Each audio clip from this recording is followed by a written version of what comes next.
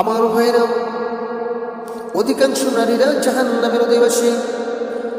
হযরত ইবনে আব্বাস রাদিয়াল্লাহু তাআলা আনহু থেকে বর্ণিত, রাসূলুল্লাহ সাল্লাল্লাহু আলাইহি ওয়াসাল্লাম বলেছেন, আমি জান্নাতের প্রতি দৃষ্টিপাত করে দেখলাম, তার অধিকাংশ অধিবাসীরা দারিদ্র, আর জাহান্নামের প্রতি যখন আমি দৃষ্টিপাত করে দেখলাম, তার অধিকাংশ অধিবাসী হলো নারী। হাদিসটি তিরমিজি শরীফের বর্ণনা এসেছে। আমার ভাইরা, যারা জান্নাতে চলে গেছেন তাদের অধিকাংশই হলো দারিদ্র।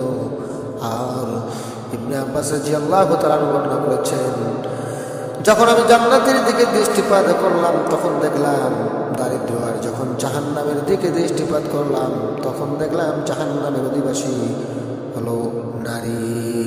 নারীরা জাহান্নামী বেশি।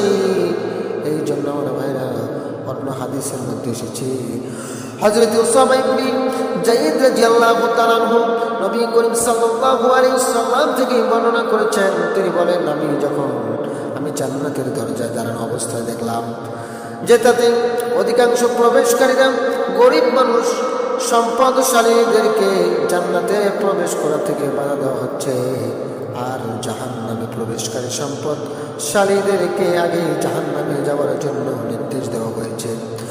অতঃপর আমি জাহান্নামের দরজার সামনে দাঁড়িয়ে দেখতে পেলাম যে তাতে অধিকাংশ প্রবেশকারী হল নারী। হাদিসটি বুখারীর বর্ণনা এসেছে। রাসূলুল্লাহ সাল্লাল্লাহু আলাইহি ওয়াসাল্লামের বাণী অনুযায়ী জাহান্নামের বেশিরভাগ সদস্য হবে নারী সম্প্রদায়। কিন্তু কী কারণে তারা জাহান্নামী হবে, এই বিষয় সম্পর্কে আমরা অনেকেই আসলে জানি না। আমাদের অনেকের জানা নেই, আমরা এই বিষয়ে অবগত নই। আবার অনেকের মাঝে এই বিষয় নিয়ে মনে মনে বিদ্বেষ কাজ করে। নিম্নে আমার ভাইয়েরা, অধিকাংশ নারী জাহান্নামে হবে। এই ব্যাখ্যা হওয়ার কারণে নারীরা জাহান্নামী সম্পর্কে এখন কী কারণে নারীরা জাহান্নামী হবে এই বিষয়ে কিছু আলোচনা হবে। আল্লাহ রাব্বুল আলামিন ইবাদতের ক্ষেত্রে নারী পুরুষ সকলকে একই স্তরে রেখে দিয়েছেন, তবে স্বভাবগত কিছু বিষয় উভয়ের মধ্যে পার্থক্য রয়ে দিয়েছেন। অধিকাংশ ক্ষেত্রে তাদের পালনীয় একই, যেমন 5 ওয়াক্ত নামাজ, রমাদানের রোজা, সামর্থ্য থাকলে হজ পালন করা, যাকাত প্রদান করা, উভয়ের জন্যই ব্যভিচার লিপ্ত হওয়া, মিথ্যা বলা, মদ্যপান করা ইত্যাদি যেমন হারাম করেছেন, তেমনি উভয়ের জন্য জান্নাতের সুপারিশের প্রতিশ্রুতি দিয়েছেন। তাই একথা ভাবার কোনো উপায় নেই যে নারীরা শুধু জাহান্নামের অধিক্য হবে, বরং জান্নাতের অধিক্য হবে। উদাহরণস্বরূপ আমি বলতে পারি, উদাহরণস্বরূপ বলা যায়, প্রখ্যাত সাহাবী আবু হুরায়রা রাদিয়াল্লাহু তাআলা আনহু এর সম্মুখে একবার কতিপয় লোক নিয়ে আলোচনা করেছিল। তাদের আলোচনা শুনে রাসূল করিম সাল্লাল্লাহু আলাইহি ওয়াসাল্লাম কি বলেননি, সর্বপ্রথম জান্নাতে প্রবেশকারী দল পূর্ণিমার চাঁদের ন্যায় উজ্জ্বল হবে, দ্বিতীয় দল আকাশের নক্ষত্রের ন্যায় আলোকিত হবে। তাদের প্রত্যেকের জন্য থাকবে 2 জন করে স্ত্রী। মাংসের নিচে তাদের মস্তিষ্কের অংশগুলো দেখা যাবে। জান্নাতে কেউ অবিবাহিত থাকবে না। হাদিসটি মুসলিম শরীফের হাদিসের মধ্যে এসেছে। উপরোক্ত হাদিস স্পষ্টত এইভাবে প্রমাণ করে জান্নাতে নারীগণ সংখ্যাগরিষ্ঠ হবে। তারা পুরুষদের চেয়েও দ্বিগুণ সংখ্যক বা ততোধিক হবে, কারণ প্রত্যেক পুরুষের বিপরীতে 2 জন নারী থাকবে। অপরদিকে জাহান্নামে নারীদের সংখ্যাগরিষ্ঠ হওয়ার বিষয়টি পরিষ্কারভাবে বর্ণিত হয়েছে। এই দুইয়ের মাঝে সামঞ্জস্য কি করে সম্ভব? দুনিয়াতে মূলত পুরুষদের চেয়ে নারীদের সংখ্যাই বেশি। হাদিসের মধ্যে এসেছে, কিয়ামতের পূর্ব মুহূর্তে নারীদের সংখ্যা এত বেশি হবে যে 50 জন নারীর দায়িত্বে একজন পুরুষকে গ্রহণ করবে, 50 জন নারীর দায়িত্বভার একজন পুরুষ গ্রহণ করবে।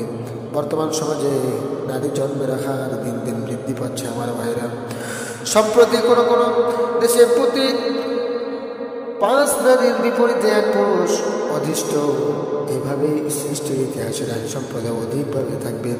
অতঃপর দুনিয়ার অর্ধেক পুরুষ, অর্ধেক নারী যখন জান্নাতে প্রবেশ করবে, তখনও নারীদের সংখ্যায় অধিক থেকে যাবে। এইভাবে জাহান্নামেও নারীদের সংখ্যা বেশি হয়ে যাবে। জাহান্নামে নারীদের সংখ্যা বেশি হবে। একথার দ্বারা নারী সম্প্রদায়কে অপমান করার উদ্দেশ্য নয়, বরং নারী অপরাধে লিপ্ত হওয়া পুরুষদের তুলনায় অধিক ক্ষতিকর। বিদায় নারীদের সম্পর্কে এই কথা বলা হয়েছে। এই জন্য আমার ভাইরা, নারীদের জাহান্নামে হওয়ার কারণ সমূহ আল্লাহর হাবিব সাল্লাল্লাহু আলাইহি সাল্লাম বলেছেন 4 রকমের নারী জান্নাতে এবং 4 রকমের নারী জাহান্নামে যাবে। আল্লাহ ও তার স্বামীর সতী নারী, অধিক সন্তান উৎপাদনে সক্ষম, ধৈর্যশীলা ও অল্প তুষ্ট নারী, লজ্জাশীলা নারী, যে স্বামী অনুপস্থিতিতে নিজের সতীত্ব এবং স্বামীর সম্পদ সংরক্ষণ করে এবং তার উপস্থিতিতে যে তার সাথে বাক সংযম করে, এবং শিশু সন্তান বিধবা হওয়ার পর যে নারী সন্তানদেরকে আঁকড়ে ধরতে থাকতে পারে এবং তাদের ক্ষতির আশঙ্কায় বিয়ে না করে তাদের লালন পালনে নিয়োজিত থাকে। আর যে 4 রকমের নারী জাহান্নামে হবে, তার 1 নম্বর হলো যে নারী স্বামীর প্রতি কটুবাক্য বর্ষণ করে, যে নারী তার স্বামীর সাথে খারাপ আচরণ করে এবং স্বামীর অনুপস্থিতি নিজের চরিত্র রক্ষা করে না, আর সে উপস্থিত থাকলে তাকে কটু বাক্য দেয়, কষ্ট দেয়, খারাপ কথা বলে কষ্ট দেয়। 2 নম্বর হলো যে নারী স্বামীর উপর তার শ্রদ্ধাতীত বোঝা চাপায় এবং যা তার ক্ষমতার বাইরে, যা তাকে করতে বাধ্য করে। 3 নম্বর হলো যে নারী পর পুরুষ থেকে নিজেকে ঢেকে রাখে না, পর্দা মেনে চলে না, পর্দা করে না, সাজগুজ করে এবং রূপের প্রদর্শনে বাহিরে বের করে মানুষদেরকে দেখায়। 4 নম্বর হলো যে নারী পানাহার ঘুম ছাড়ার কিছুতেই আগ্রহ নেই এবং আল্লাহ রাসূলের স্বামীর আনুগত্য করতে চায় না। এসব দোষ যে নারীর মধ্যে রয়েছে, সে যখন স্বামীর অনুমতি পেতে বাইরে বের হয়, তখন সে অভিশাপ করিয়ে নেয় এবং জাহান্নামের অধিবাসীদের জন্য নিজেকে মৃত্যু তৈরি করে ফেলে। কেবলমাত্র তাওবা দ্বারা এই পরিণাম থেকে রক্ষা পেতে পারে কবিরা গুনাহ। আমার ভাইরা, অন্য হাদিসের মধ্যে বলা হয়েছে, হযরতে আলী রাদিয়াল্লাহু তাআলা বলেন, একবার আমি ও ফাতিমা রাসূল সাল্লাল্লাহু আলাইহি ওয়াসাল্লামের দরবারে উপস্থিত হয়ে তাকে ক্রন্দনরত অবস্থায় দেখতে পেলাম।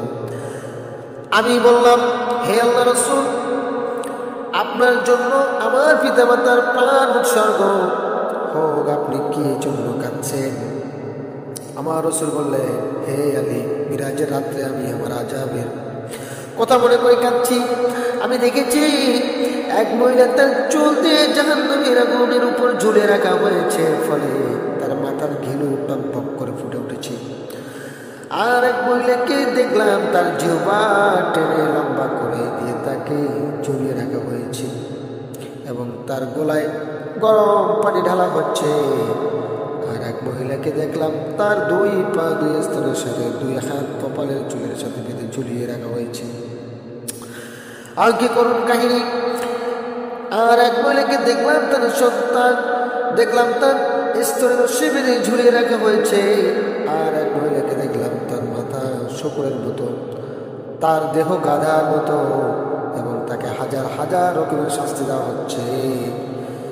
আর এক মহিলাকে দেখলাম সে কুকুরের আকৃতি পেয়েছে এবং তার মুখ দিয়ে ঢুকছে এবং মলদা দিয়ে বেরোচ্ছে। আর ফেরেশতারা তার মাথায় লোহার হাতুড়ি দিয়ে পিটাচ্ছে। হযরতে ফাতেমা উঠে দাঁড়ালেন, এইসব বললাম, এইসব আযাবের কারণ কি জানতে চাইলেন আমার রাসূলের কাছে। রাসূল সাল্লাল্লাহু আলাইহি সাল্লাম বললেন, ও ফাতেমা, যে মহিলাকে চুল দিয়ে বেঁধে ঝুলিয়ে রেখে হয়েছে, সে পর পুরুষের দৃষ্টি থেকে নিজের মাথাকে ঢেকে রাখত না। যে মহিলাকে তার জিহ্বা দিয়ে ঝুলিয়ে রাখা হয়েছে, সে তার প্রতিবেশীকে কোনো বাক্য দ্বারা কষ্ট দিত। যাকে স্তনের রশি দিয়ে বেঁধে যাকে ঝুলিয়ে রাখা হয়েছে, সে স্বামী অনুপস্থিতি নিজের সতীত্বগুলো রক্ষা করতে পারে নাই, সংরক্ষণ করত না, ব্যভিচারী ছিল। আর যারা 2 পা 2 স্তনের সাথে 2 হাত কপালের চুলের সাথে বেঁধে ঝুলে রাখা হয়েছে, সে সহবাস ও অপবিত্র অবস্থায় থেকে নিজেকে পবিত্রতা করত না এবং নামাজ দিয়ে তামাশা করত। যার মাথা শুকুরের মতো দেহর মতো গাধার মতো হয়ে গেছে। সে ছিল চকুলখোর মিথ্যাবাদী। আর যে কুকুরের আকারে রূপান্তরিত হয়েছে সে ছিল হিংসুটে এবং দান করে তখন সে খোঁটা দিত, কবিরা গুনাহ করত। অন্য হাদিসের মধ্যে এসেছে আব্দুল্লাহ ইবনে আমর রাদিয়াল্লাহু তাআলা আনহু বলেন, রাসূল সাল্লাল্লাহু আলাইহি ওয়াসাল্লাম বলেছেন, আল্লাহ রাব্বুল আলামিন ওই মহিলার দিকে আল্লাহ কখনোই করুণার দৃষ্টিতে তাকাবে না। আল্লাহ করুণার দৃষ্টিতে তাকাবে না যে তার স্বামীর শুকরিয়া আদায় করে না এবং স্বামীকে নিজের জন্য পরিপূর্ণ মনে করে না। এই জন্য আমার ভাইরা, এই সকল কার্যক্রম থেকে আমাদেরকে হেফাজত রাখতে হবে, আমাদের আহলে বায়াতকে হেফাজত করতে হবে।